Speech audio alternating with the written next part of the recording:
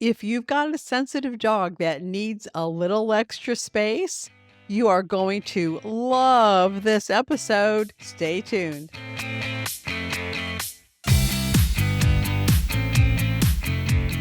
Hi, I'm Kathy Kowalik, and I believe that our dogs connect us to the heart and soul of what really matters in life. So hang out and we'll take a deep dive into the human-dog connection and explore strategies that will inspire you to create legendary, enlightened partnership with your dog. This is the Enlightened by Dogs podcast.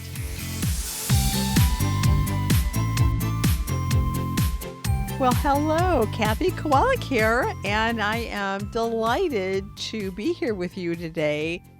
And I have a very, very special guest, and we are talking about a very special topic that it's timely. It's a topic that, gosh, I wish we talked more about in the dog community, but here we are. We are getting it out there. So my guest today is Beth Williams, who works with dogs and dog families out in Reno, Nevada, and online. And Beth is a licensed physical therapist, and amongst other things, and maybe most importantly, or should I say near and dear to my heart, she's also a certified Dancing Hearts partnership coach. So I got to know Beth really well working with her during my certification training program, and she's an active part of our community. So Beth brings a lot to the table. She is an expert in several areas, and she is also an expert in living with a sensitive dog. And so she has personal experience with our topic today, which is all about giving our dogs room to bloom.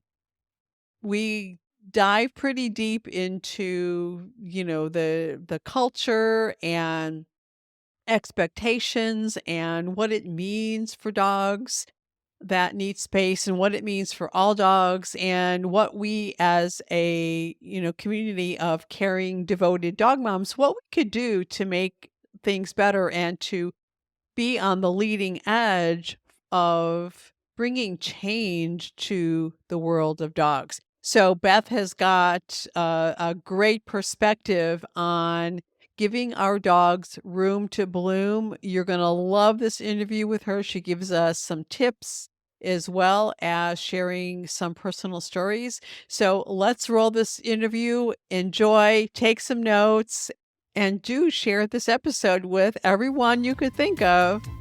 That would be really helpful. All right, let's do this.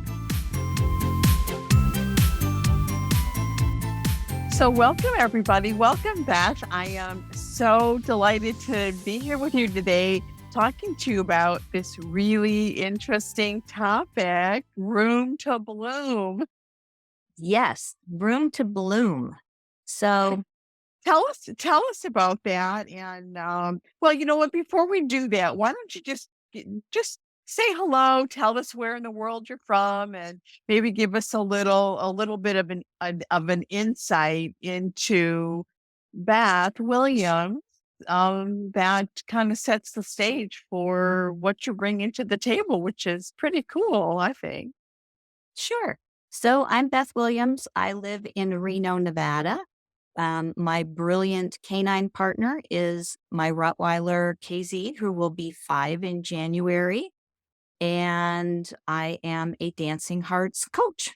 So I come to this with my day job experience of being a physical therapist for people and for animals, and then also from the Dancing Hearts side of things. So I find that in my physical therapy work, that certainly dogs can require a certain amount of space, especially if they're new.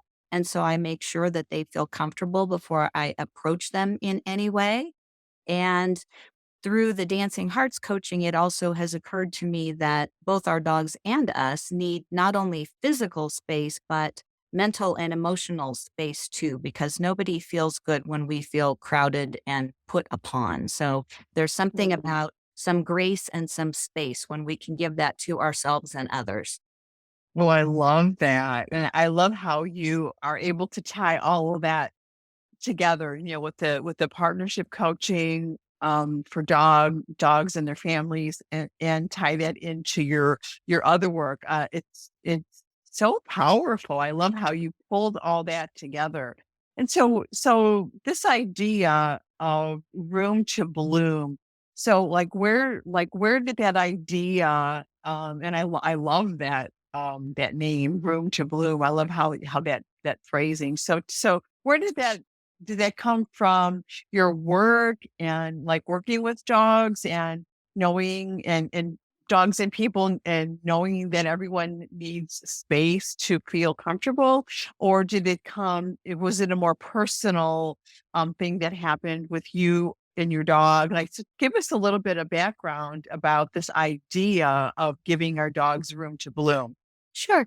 So it came up for me recently because my dog and I were getting ready to go to a week-long dog camp together, which is something Mhm. we have never done before.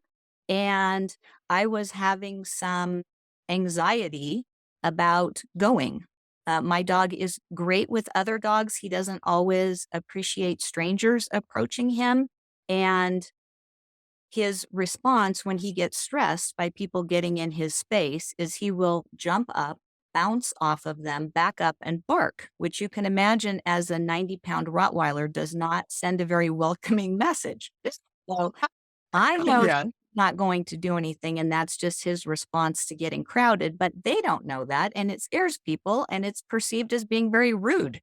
So my nervousness around that was showing during a coaching call.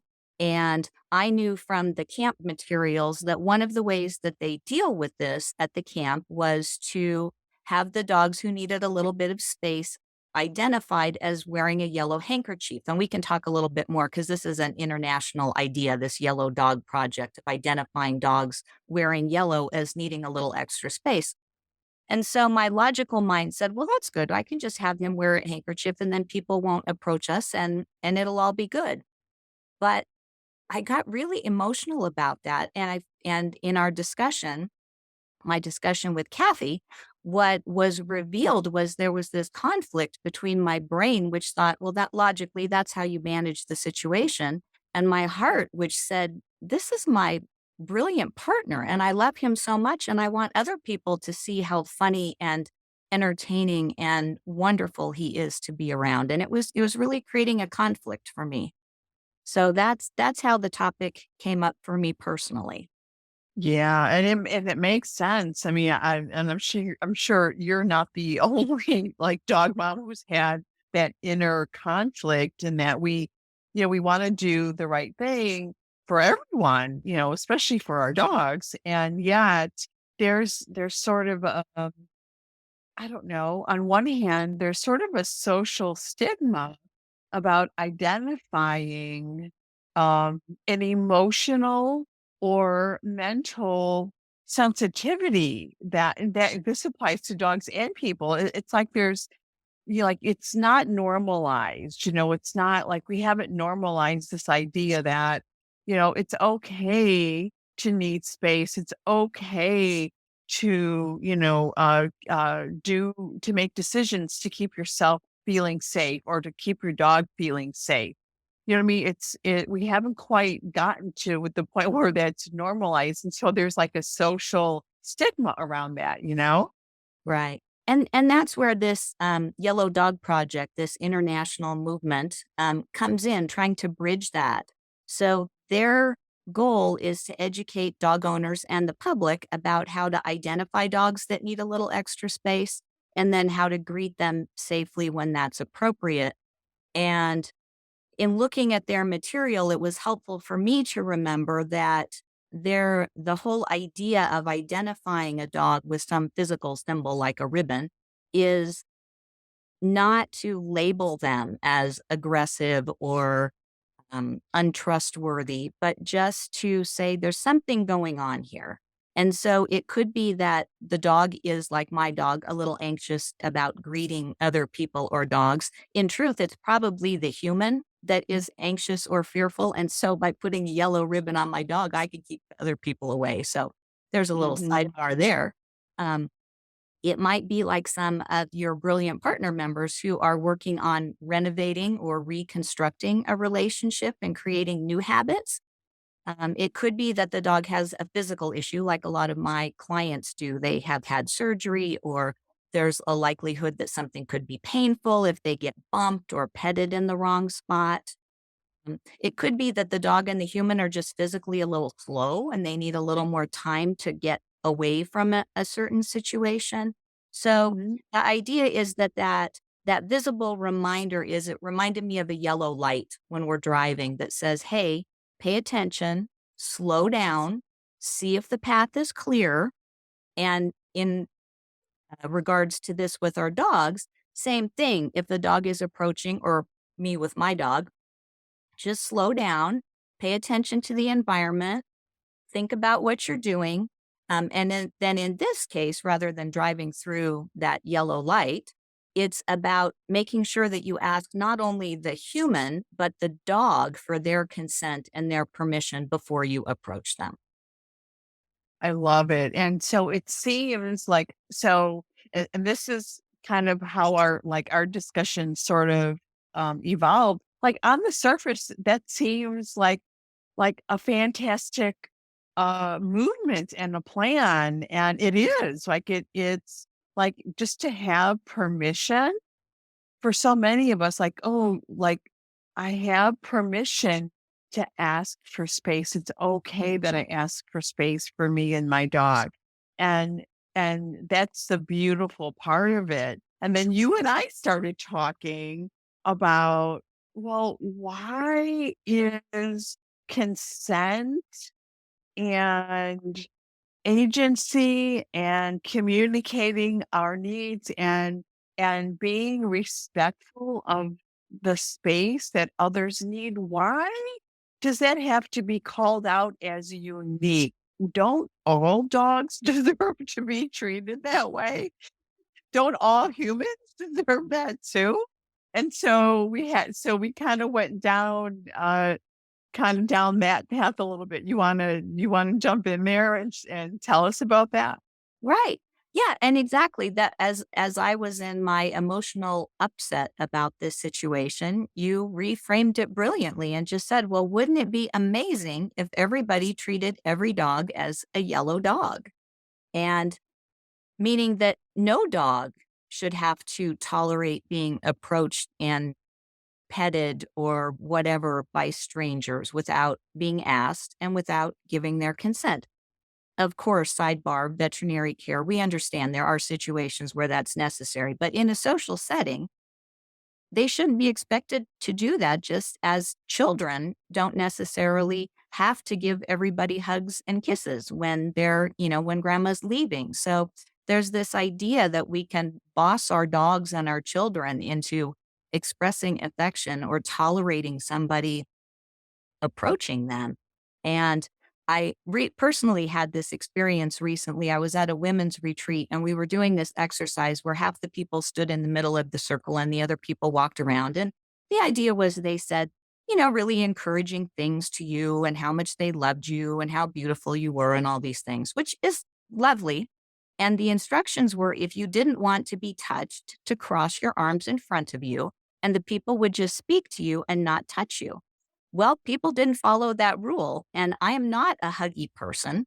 And I had my arms crossed, and every time someone walked up and put their hand on my shoulder to tell me lovely things in my ear, I didn't even hear what they were saying because I was so annoyed that they were touching me when I told them not to touch me. So Mhm. I have great empathy for these dogs who maybe through their facial expressions or their body language or even a bark, are saying, please don't touch me. And we're ignoring that. And so, having had that experience recently, I'm just really tuned into what they might be going through when someone approaches them and they say, please don't. And we say, oh no, I'm the human. I'm going to do it anyway because I just love dogs.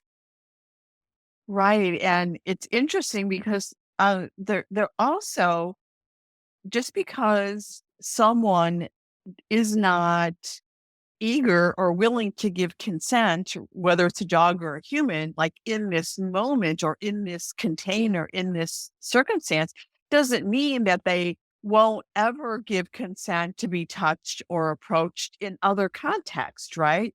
Sure. And so it's not an either or, it's not, because then I think what I've seen and experienced myself, then our brain wants to take us into like labeling that dog or that person as, odd, or like, oh, well, she's untouchable, or he's unapproachable, or he's not very friendly, or she's not interested in engaging with others. You know what I mean? And so it's interesting how our cultural conditioning has brought us to this place of judging others from in response to simple requests, and then labeling them like there's like a permanent tattoo. You know what I mean? Right. And it may just be that situation, that moment. Maybe my dog's super stressed or has some physical thing going on. Maybe I'm super stressed or have some physical thing going on. So for right now, I would prefer to have some extra space. And that takes us back to having room to bloom because we all need.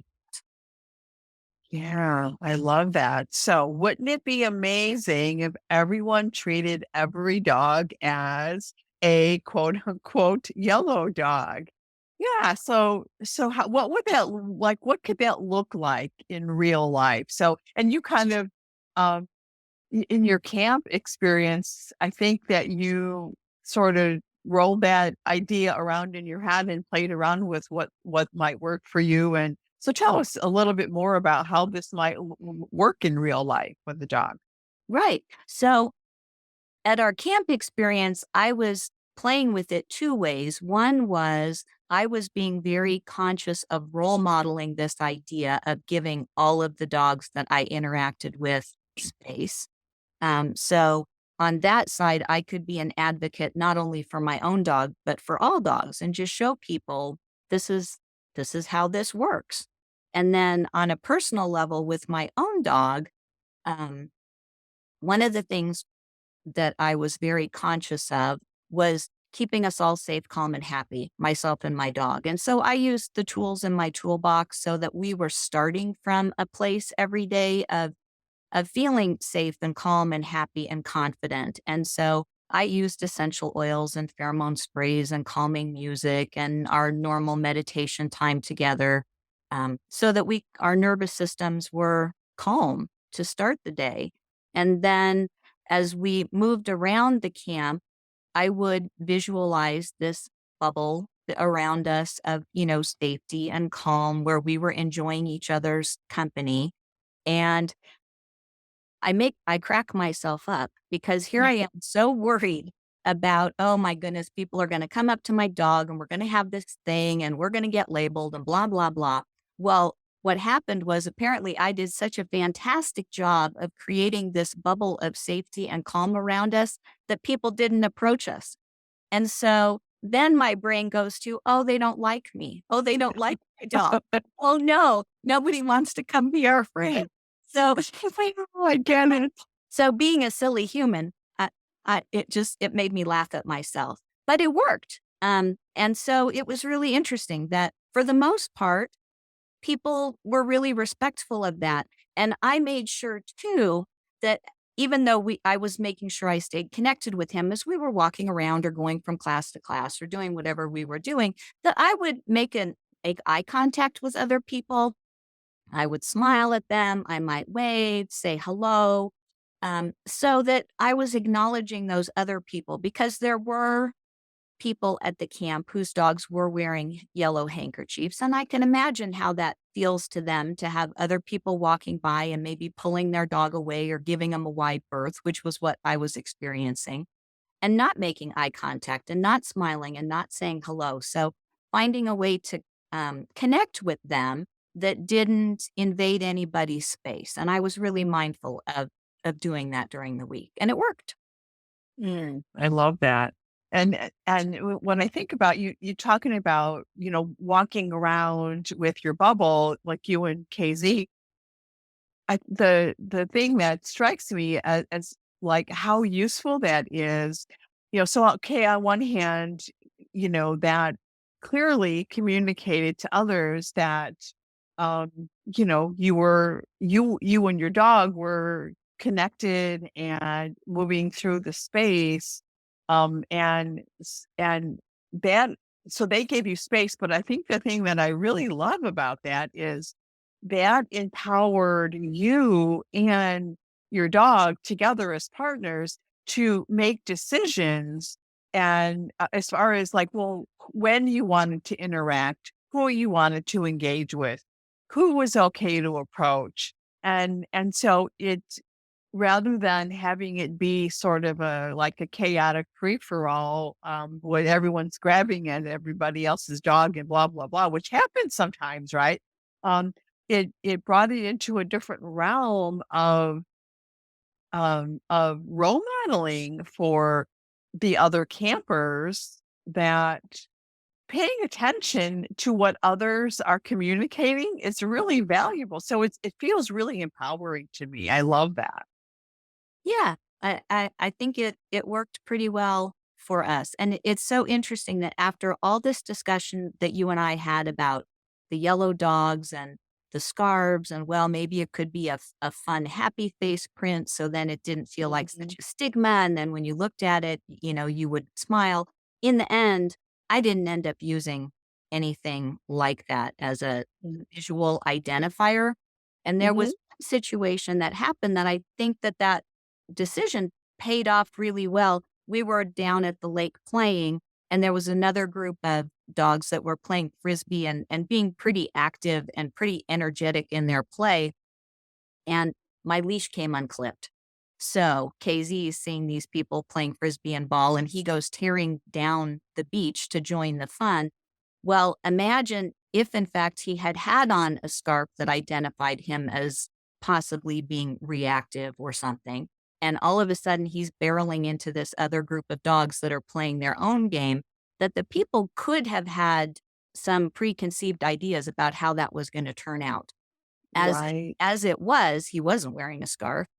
The trainer who was on duty at the moment supervising those games, she saw what was happening, that he was just coming to join the fun, but it was just too arousing for him.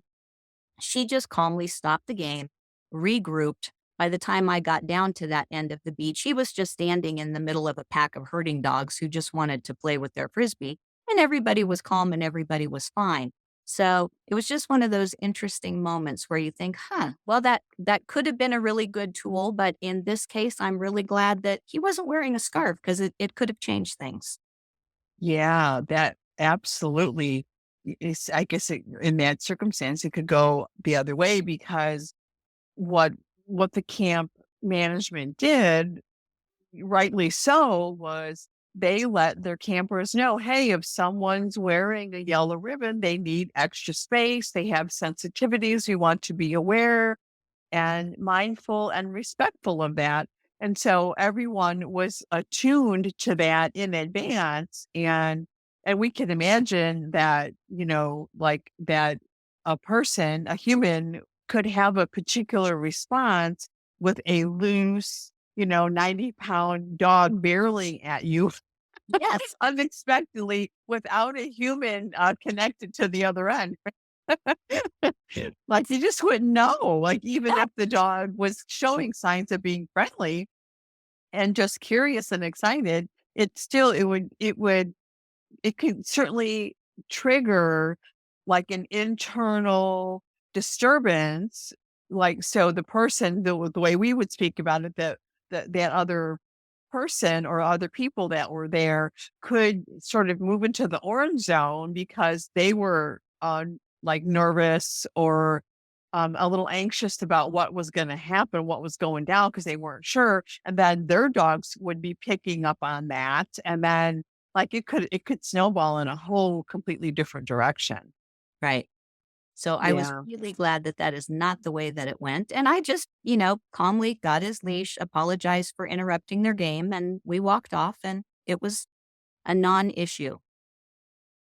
Love that. I love how, you know, I like to see both sides of that, that we're talking about both sides, like how it could benefit, but also how it might not. But I think, Beth, I think the thing that feels really important to me with your story and all the things that happened is this idea that we don't really need a yellow ribbon, even if we have a dog that has sensitivity, if we step up and take responsibility for, creating that circle of safety and trust around, us and our dog. I think that feels really powerful, really empowering to me.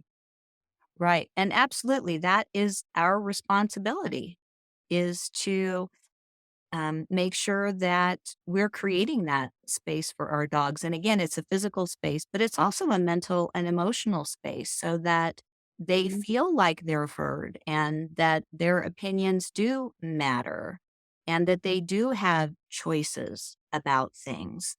And again, role modeling that calm. And even if it's an imaginary scarf, if my dog wearing a scarf makes me feel safer, then my dog's going to feel safer because I'm going to be calmer. And Right. I heard this great quote the other day from a speaker that I was listening to, and she said that giving space allows dogs to create new habits. And I Mm. think that that's true for humans too.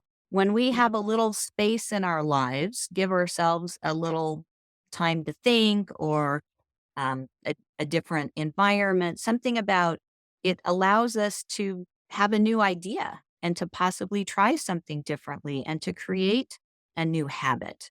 So there's something about possibilities and opportunities that open up when we have a little bit of space in our minds and in our lives. Mm. I love that. I love that. And, the thing,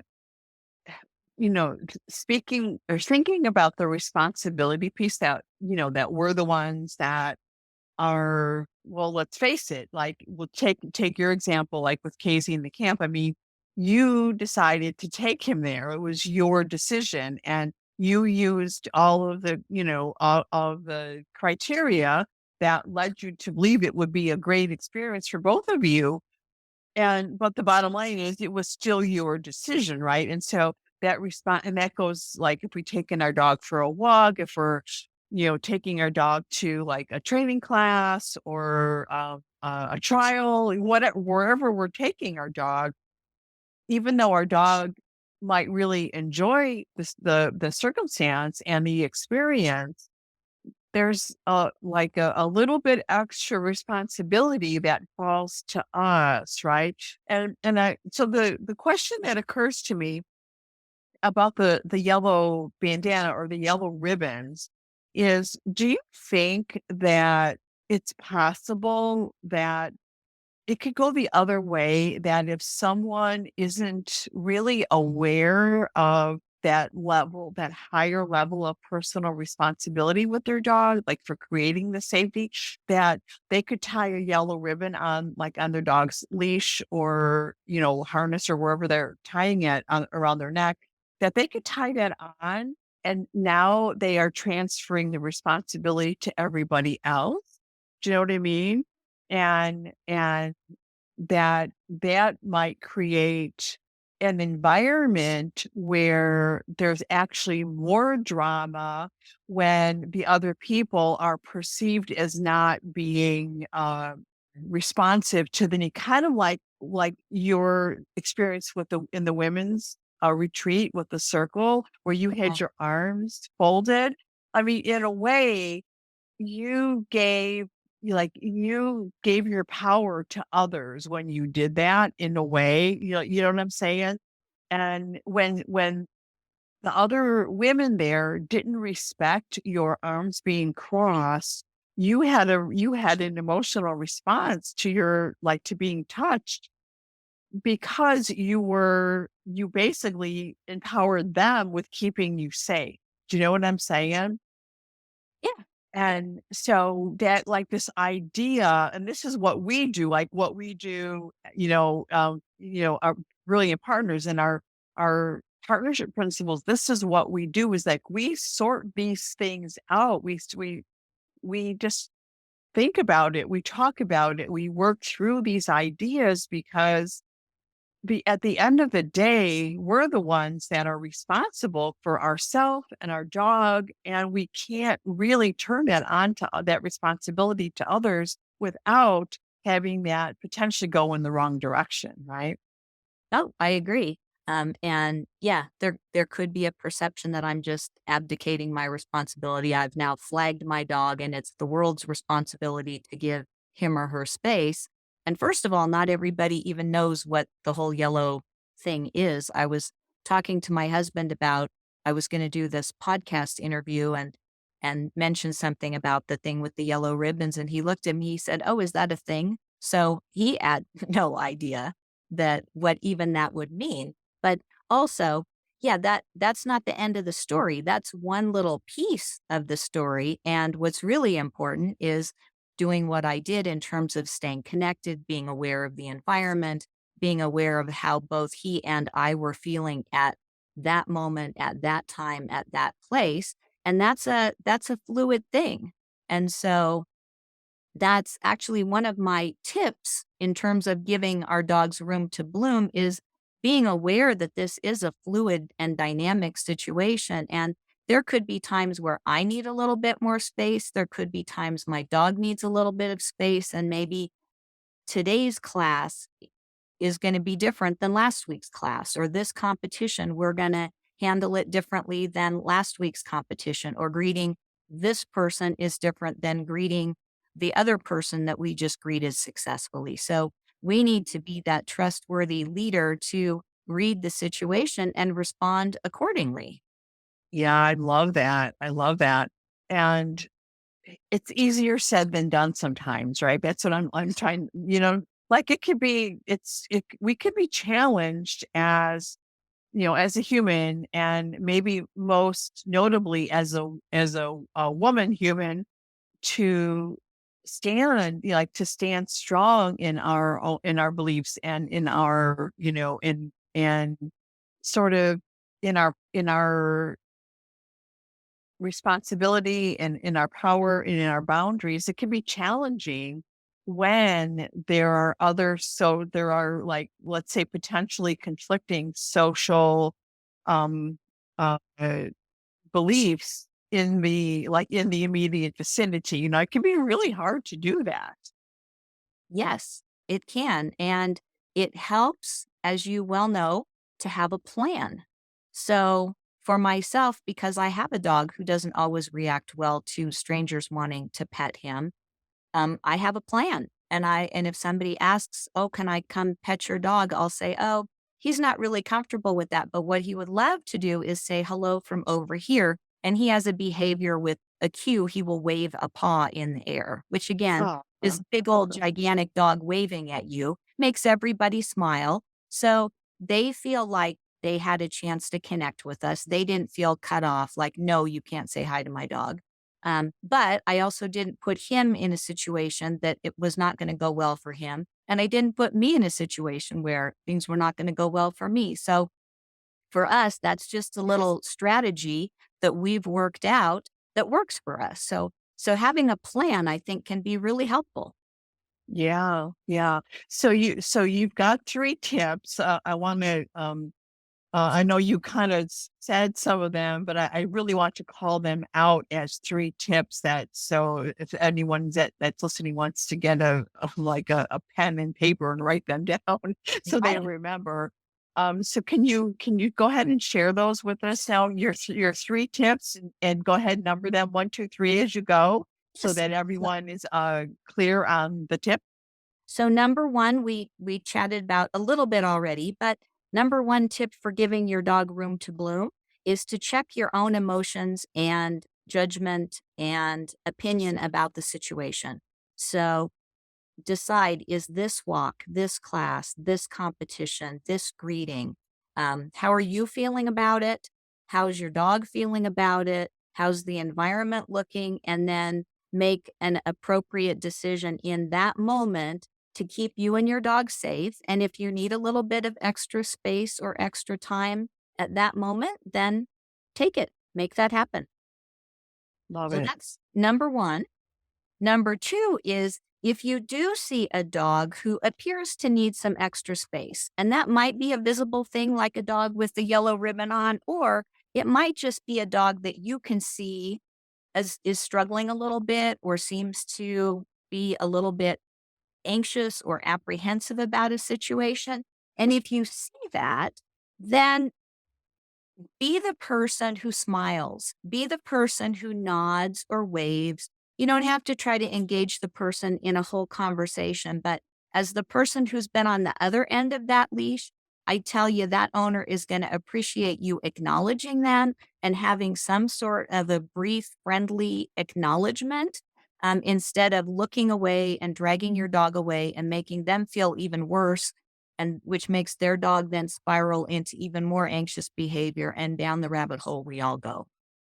So Oh, I that's love two. that. Yeah. So acknowledge, give a smile, a nod away from a distance, and and that, yes, I love that. Be that person. Yes. Yes, yes, yes. I'm all for that.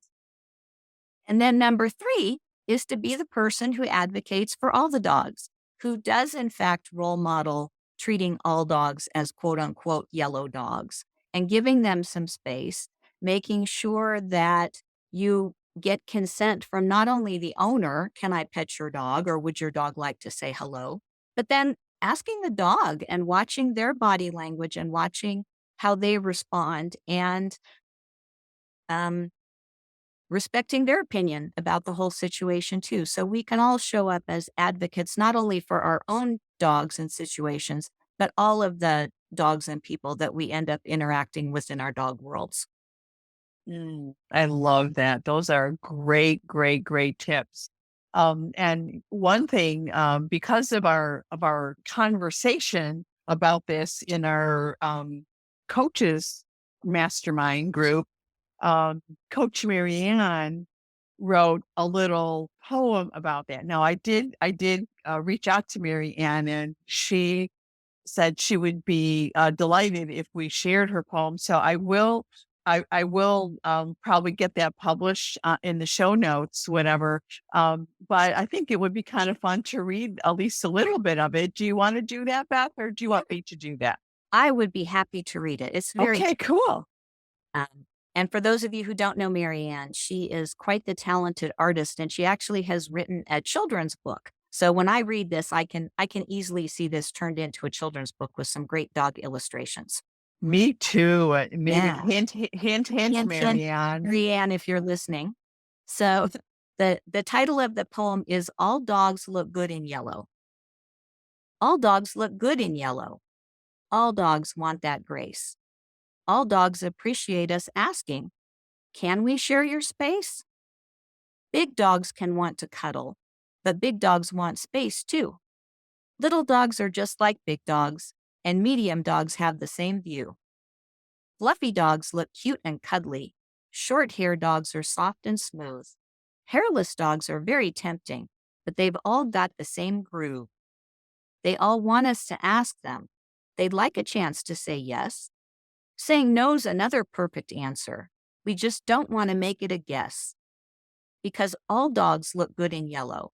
All dogs give us back so much.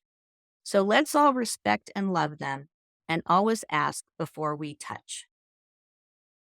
Oh, that is so good, isn't it? I just I love it. love that. I love it. And there is more to it. Marianne says she went on and she added some Oh, more to the poem. Yeah. So I don't have that, but she did mention that she did. So I'm gonna get that. I will get the whole poem published in the show notes so that we could all share it. And we're gonna get that out there. Beth, this has been such a great conversation. Thank you so very much for taking the time to share your wisdom and your experiences with us and helping to spread the message. And we will put your contact information in the show notes. And so you are, I know that you're basically fully booked right now, but sometime soon you will be taking on coaching. So partnership coaching clients. So helping, tell us what you are, what client work you do, and then we'll make sure we hook up your contact information in the show notes. Yes. So working with clients who are looking for a deeper connection with their dog, um, one of my favorite sayings is that we're creating happy, harmonious, in quotes, dog houses for everybody. So it, Mm. the whole family gets to live in the quote unquote dog house. And we want that to be a happy, harmonious, safe, calm place for everybody, whether you have two or four legs. So that's my goal in coaching, is to help create those happy, harmonious dog houses, to help people connect with their dogs and to enjoy life together, because isn't that why we have a dog in the first place, is to enjoy life together. Absolutely. No doubt about it. Awesome. And then you also do physical therapy. What else do you do? Tell us a little bit more about what other services you offer. So I also am a physical therapist. I'm licensed to treat humans, but I don't treat humans too much anymore. But I do work with dogs, occasionally a cat or a bunny or a goat that have had some physical issues that can benefit from physical therapy modalities and exercise, and getting them back to hopefully their optimal function and relief of pain and ability to enjoy their life.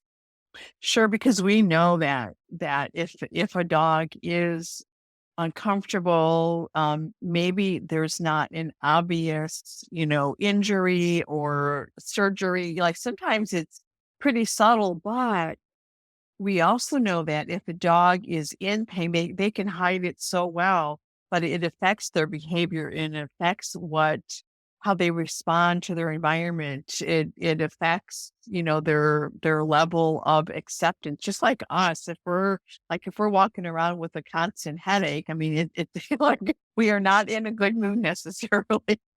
Right. I recently heard a behaviorist say that she believes that about a third of the behavior problems that she sees with clients are caused by a physical pain. So Mm. if I can help relieve some of that, then I can help them with their whole life. I love that. So your clients have the benefit of you not only being, a certified partnership lifestyle coach, but also a physical therapist that can help discover and resolve any physical pain. So, boy, your clients are lucky to have you. I'm lucky to get to do the work that I do with amazing dogs and their very devoted owners. So Oh, wow. Well, amazing. All right. So if you are and how in the Reno area, but you probably have quite a range of a region that you serve, people come to you and so northern Nevada. Occasionally, people okay. drive over from Northern California, but primarily Northern Nevada.